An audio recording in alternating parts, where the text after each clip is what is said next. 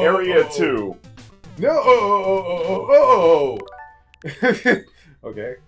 Jason's desperate cries slice through the morning air.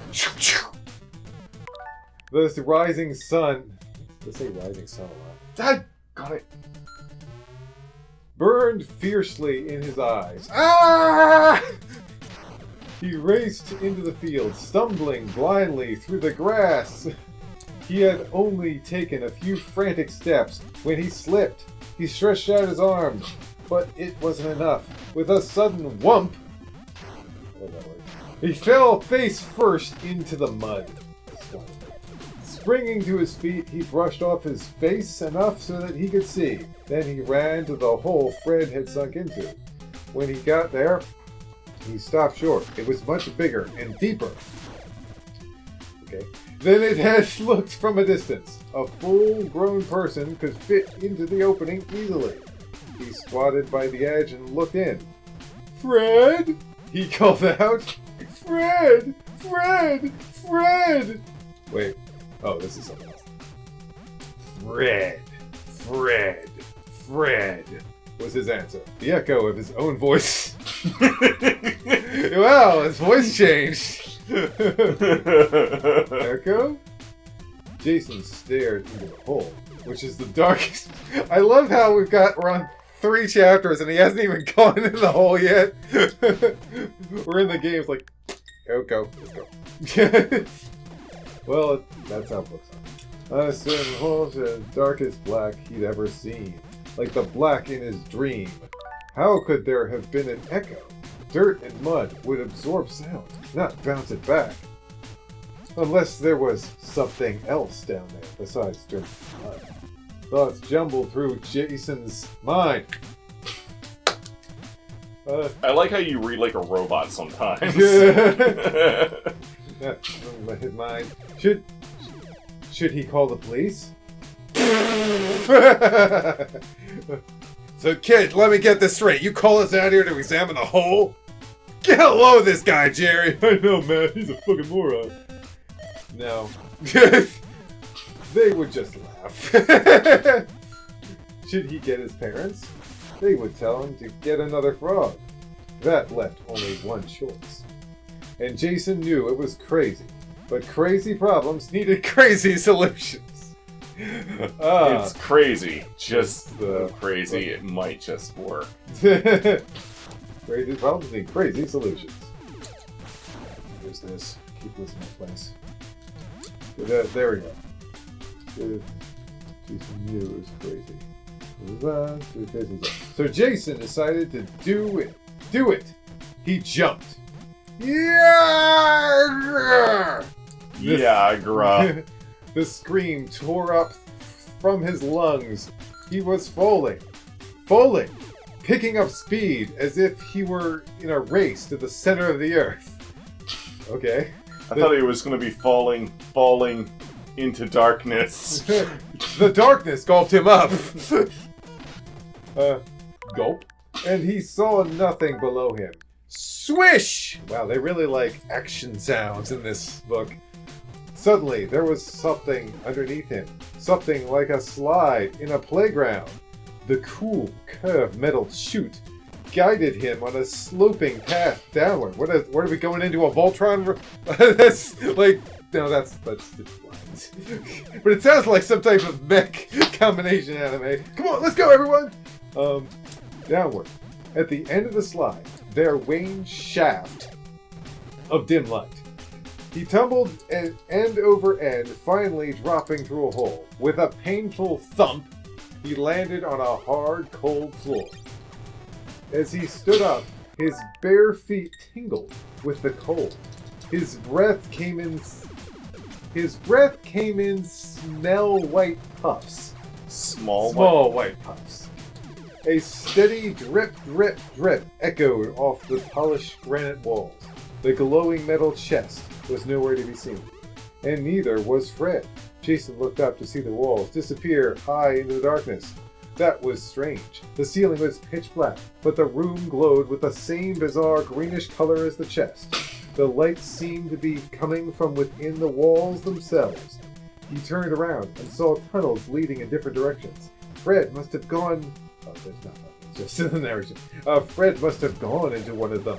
But which? Psst. Jason's heart skipped a beat. The sudden hissing sound made him leap with fright. He spun around. There was something in front of the tunnel, to his far right. He squinted against the glare of the wall. Against the glare of the walls. It was long and low, and it pulsated with a low rumbling sound. Rumble, rumble, rumble pack. Rumble, rumble, rumble A pack. vehicle of some sort. Jason carefully walked closer. Suddenly, a wing door opened. Opened on the driver's side. Jason froze. Yeah, wing door. Yep. Okay. It's like, Doc, you put it in the DeLorean? Well, I wanted to get a... How am I forgetting the name of this damn thing? Whatever, just keep reading. Whatever. The thing is, spun around, this is a rumbling vehicle of some sort. Out stepped a person. Actually, humanoid was more like it. It was a shiny bodysuit with a bubble helmet. And in its right hand, pointed straight at Jason,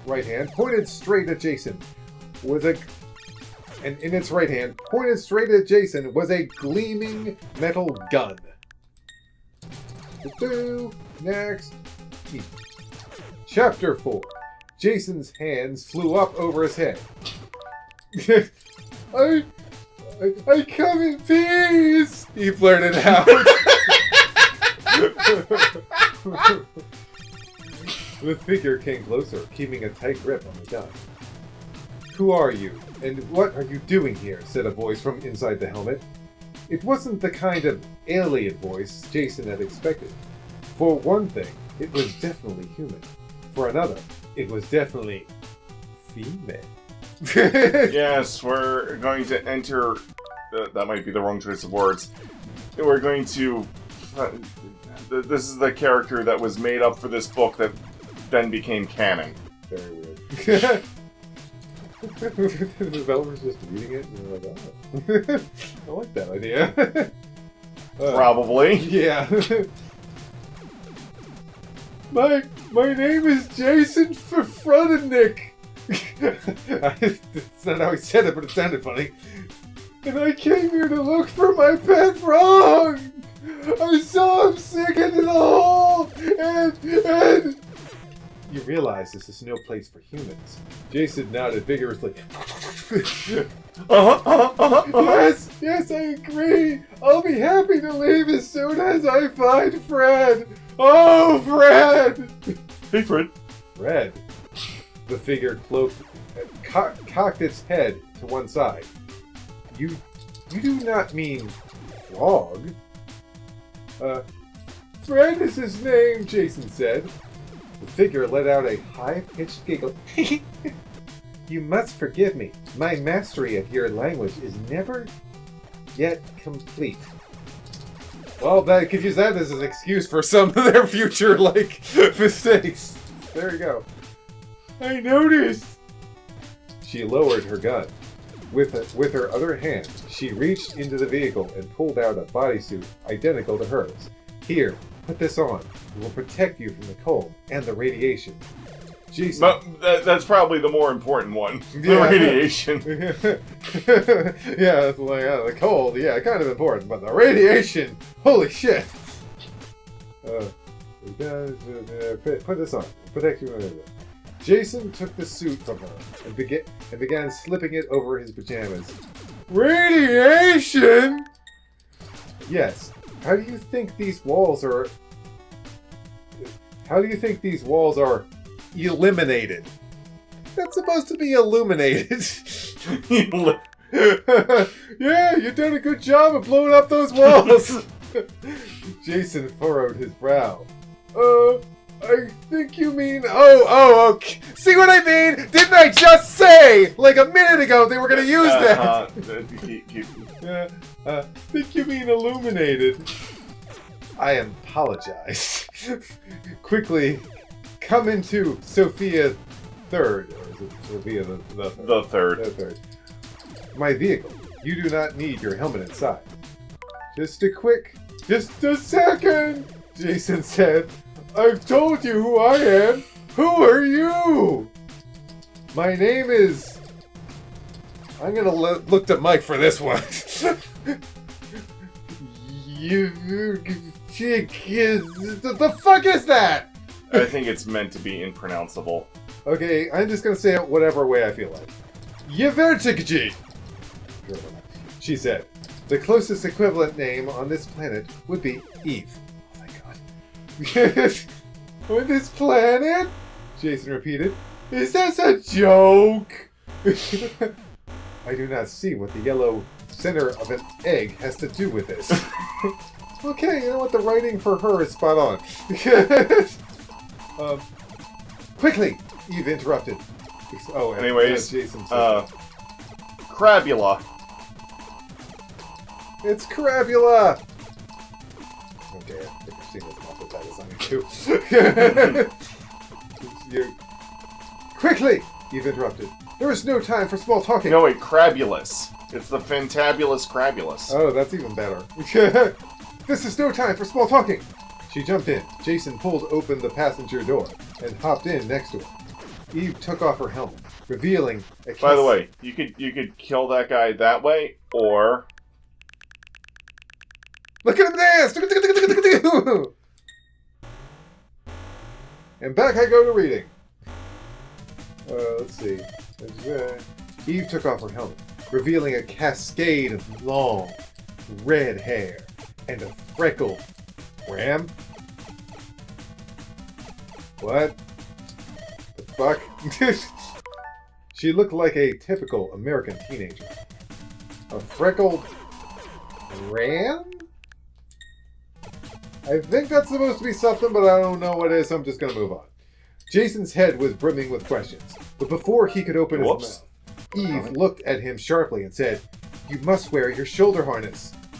Obediently, Jason reached for the strap. Anyways, this is the other way to kill him. Nice, you did it. Now he's flashing. Forget his mouth. Eve looked at Charlotte and said, "You must wear your shoulder harness." Obediently, Jason reached for the strap. His eyes swept across a high-tech control panel in front of him. There were about a dozen levers and buttons on it, each with its own label: gun, crusher, hyper, key, homing, missile, thunder break, multi-warhead missile, hover gauge, wall climber, ceiling transport. Gotta pay attention to the comments here. What are these things? Jason asked. They are weapon controls, Eve responded. Can you not read the label? Of course Weapons? Hey, look, I'm not a normal kid from Long Island. I'm just a normal. Actually, I'd say that you got it right the first time. I'm just a normal kid from Long Island. Prepare for acceleration. You thrust. Her gear shift downwards. And Sophia the Third took off, not gradually like a car, but with the force of a rocket. This is a taking off the force of a rocket. Look at that. Whoa. Very rockety. Yee! Yee! Anyway, yee! Jason felt his cheeks pressing backwards with G-forces. G! Baring his teeth. There was a sonic explosion as Sophia the Third shot through the tunnel. Look at it go. Look at it shooting. Whoa! As the ship settled into a cruising speed. Yes, cruising speed. I don't know why I started there. Jason felt normal again. And angry. I'm angry! He glared at Eve. Look, you've been ordering me around, expecting me to obey your every command. Now I want you to answer a few questions. Where is Fred? Where did you come from? Where are you taking me? And what kind of place? Jason was cut off by a sudden bone-jarring jolt. His stomach flip-flopped as Sophia the Third suddenly dipped downward and then back up. What was... Another jolt wrenched the ship. It was accompanied by a resounding boom. Eve slammed on the brakes, and Sophia the Third screeched to an instantaneous stop. Eve was silent, staring intently out the windshield. Jason tried to see what she was looking at. They were on a long, narrow cliff. In front of them were more cliffs, each one separated by a deep drop-off. On the second cliff, across the drop-off, there was a robot the height of a basketball hoop. Looking at the drop-off, Jason breathed a sigh of relief. Let's see. There's no way he can step over that, Jason said. Let's get out of here. Incorrect on both accounts. Eve said. Jason's eyes widened in horror as the robot leapt onto their cliff. Boom! Sophia the Third jolted again as the fearsome creature landed cleanly.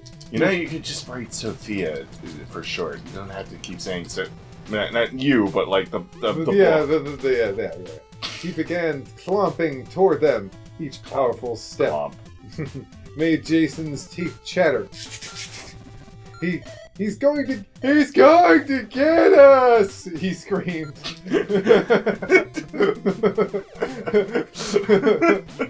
Fire at him! Eve yelled. Jason stared at the controls panel, bewildered.